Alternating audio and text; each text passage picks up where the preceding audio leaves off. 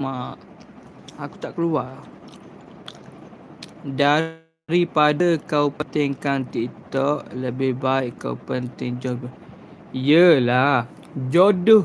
Kalau jodoh dengan TikTok ni, saya penting jodoh lagi. Jodoh tak boleh cari. TikTok boleh download. Jodoh ni kita boleh cari semua, Kang. Jodoh ni kita semua boleh cari. Tapi jodoh yang kita nak tu tak boleh cari. Dia ada satu je. Contoh.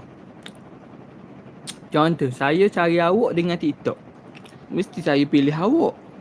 Kalau saya tak pilih awak, tak. Kalau saya tak pilih awak, tak ada lah. TikTok bila-bila masa ada. Macam tu lah. Oh, Malaysia kah? Ya. Sekarang kau kerja apa bang? Kerja